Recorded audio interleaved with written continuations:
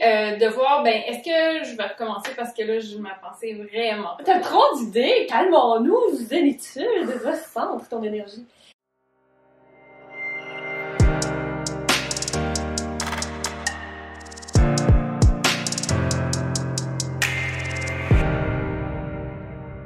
Bonjour, bienvenue dans une nouvelle capsule de sexologue. On vous parle aujourd'hui de la différence dans le couple et qu'est-ce qu'on peut en faire. Donc, dans un premier temps, c'est important de se dire la différence, c'est quelque chose qui, au début, peut nous attirer. C'est quelque chose qui est différent, donc qui vient éveiller la curiosité ou qui pourrait nous amener à vouloir se développer autrement. Mais avec le temps, ce qui arrive parfois, c'est que cette différence-là peut devenir irritante et donc peut amener dans le couple une certaine tension ou en fait même des conflits. Donc, comment on peut travailler avec ça? Oui, alors qu'est-ce qu'on fait avec ça? En fait, c'est déjà là de se demander dans quelle sphère est-ce que cette différence-là elle est présente? Est-ce qu'elle est présente dans toutes nos sphères de couple ou c'est à certains endroits? Parce que là, à ce moment-là, on peut commencer à déterminer qu'est-ce qui est négociable ou pas face à nos différences. Qu'est-ce que j'entends par là? En fait, c'est de voir est-ce que la différence, elle est tellement marquée? On est chacun à un spectre du continuum, puis là, wow! L'écart entre les deux est tellement grand que ça va demander beaucoup d'efforts. Est-ce que je suis prête à négocier ça avec l'autre, à dire comment est-ce que chacun, on peut faire un pas dans la direction de l'autre personne? Comment est-ce que cette différence-là que l'autre a, je peux tenter de mieux comprendre pour aller vers cette personne-là et l'autre faire un pas. Comme ça, ben, l'écart entre les deux va s'amenuiser et ça risque d'être plus facile justement de composer avec la différence. Par contre, évidemment, si je me rends compte que non, cette différence-là, pour moi, elle n'est pas négociable, je ne serai pas en mesure de composer avec ça. Je pense que c'est quand même important d'avoir cette honnêteté et de se dire, ben, est-ce que j'investis en ce moment du temps dans une relation qui, au final, j'arriverai jamais, je sens pas que je vais pouvoir arriver à composer avec ça. Et une des façons de pouvoir justement aider à continuer ce cheminement-là, ça serait de tolérer. Oui. Donc, comment on fait pour tolérer la différence? Donc, quand c'est une différence qu'on nomme un peu plus négociable, c'est pas quelque chose qui est fondamental, on va essayer de la tolérer en allant chercher un petit peu qu'est-ce qui se passe pour mon conjoint ou ma conjointe pour qu'il ou elle agisse ainsi. Donc, qu'est-ce qu'il y a derrière le comportement?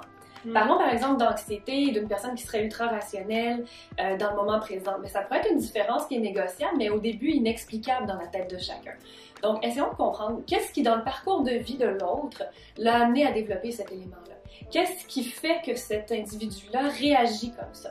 Donc, ce qu'on va faire à ce moment-là, c'est d'aller chercher notre empathie pour comprendre l'autre et tenter de moins lutter contre cette différence-là, mais plutôt aller comprendre cette différence-là. Donc, en la comprenant, on va être plus apte à s'y adapter et à faire un petit peu les pas dont tu viens de nous parler, en fait, l'un vers l'autre. Également, ce qui peut être intéressant, c'est d'essayer de comprendre quels seraient les avantages du comportement ou de la différence de l'autre. Donc, par exemple, si on parle de l'anxiété, on pourrait dire, ben, derrière, il y a comme avantage que c'est une personne qui planifie bien les vacances ou qui est comme capable de bien structurer les choses. Donc, on va y voir un avantage, on va être moins en lutte, encore une fois, contre cette différence-là. Tout à fait, puis pour continuer là-dessus, c'est que si je vois l'avantage, je peux me dire « Hey, ça tombe bien, j'aurais peut-être pas besoin de faire cette gestion-là et cette organisation. » Donc, à ce moment-là, c'est important, par contre, de s'en parler. Oui. Parce qu'un des éléments de la différence, c'est que souvent, on a l'impression que l'autre devrait être comme nous, comme si on avait la bonne façon de faire. Ouais. Mais dans la compréhension dont tu parlais, qui amène vers plus de tolérance, c'est de dire, ben, dans le fond, la personne, elle peut avoir cette différence-là, ça peut créer un avantage, puis comment est-ce que la mienne, ma différence, peut aussi créer un avantage, et là, nous amener vers des solutions, nous amener vers une dynamique qui serait plus favorable à tous les deux. On revient avec l'exemple, si je me dis, hey, dans le fond, là, moi, j'aime pas tant ça organiser ces vacances-là, c'est parfait que tu t'en occupes, puis c'est clair entre nous.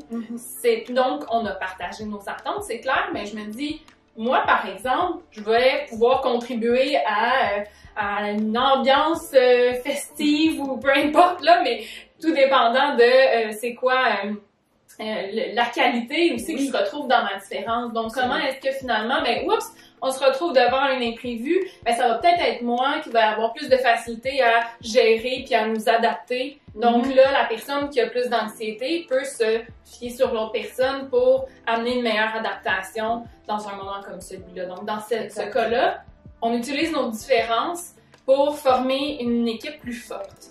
Absolument. Donc, en conclusion, les différences sont normales dans une relation, mais ce qui peut être pertinent, c'est de prendre le temps d'en parler. Donc, de parler de ces différences-là, au lieu de juste parler du conflit ou d'être dans le conflit avec l'autre face à cette différence-là. Donc, une fois qu'on le nomme, c'est plus facile d'en faire quelque chose aussi, que ce soit de l'accepter, que ce soit de la négocier, d'en faire une équipe à travers tout ça. Alors, merci et on souhaite que vous puissiez, ensemble, en couple, apprendre à composer avec vos différences. Je suis tellement habituée de dire abonnez-vous que j'ai fait je le dis finalement.